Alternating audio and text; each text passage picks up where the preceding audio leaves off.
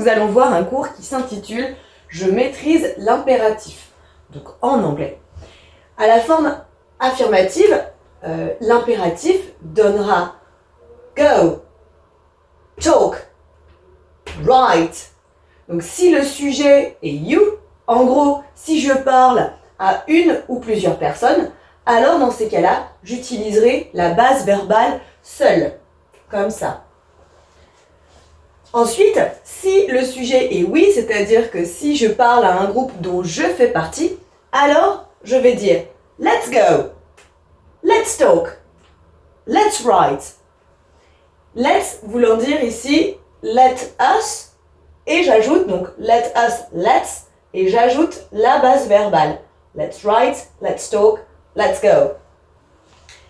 Cette forme affirmative permet de donner un ordre, permet de faire une demande ou encore de faire une suggestion. Maintenant, à la forme négative, eh bien, ça donnera lorsque le sujet est you, c'est-à-dire quand je parle à une ou plusieurs personnes.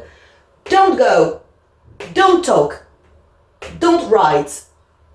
Don't voulant dire do not, c'est la forme contractée du verbe do et de la négation not.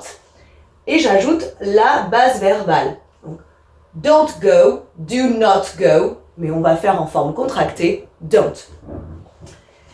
Quand je parle à un groupe dont je fais partie, alors je dirais let's not go, let's not talk, let's not write.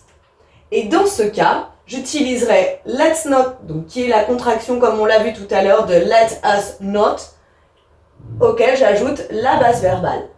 Let's not go. Cette forme négative, donc à l'impératif, permet de dire de ne pas faire quelque chose. Let's practice now. Afin de voir si tu as bien saisi le cours, je te propose de traduire certaines phrases à l'impératif en français. On remarquera qu'en français, à l'impératif, parfois il y a un point d'exclamation et parfois un point, en fait, on peut utiliser l'un ou l'autre en français. Et donc, pour constituer ces phrases à l'impératif, je te propose d'utiliser les verbes to write, to eat, to run, to sing, to read, and to shout. Okay? Are you ready? Go. N'écris pas.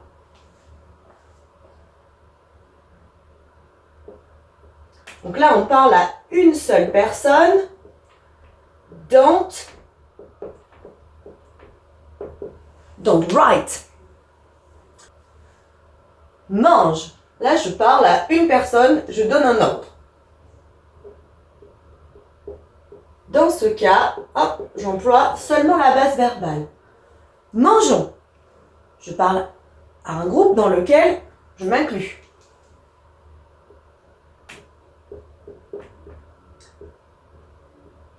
Let's eat. Ne courons pas. Pareil, un groupe. Mais à la négative, let's not run. Ne crions pas. Let's not shout. Lis.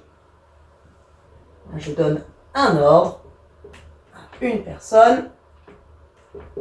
Read. Et pour terminer, to finish, chantons. J'appartiens au groupe auquel je parle. Let's sing. I hope it's easier for you now. J'espère que c'est plus facile pour toi maintenant. See you later. Bye. Maintenant que tu as tout compris, entraîne-toi en faisant les exercices ci-dessous.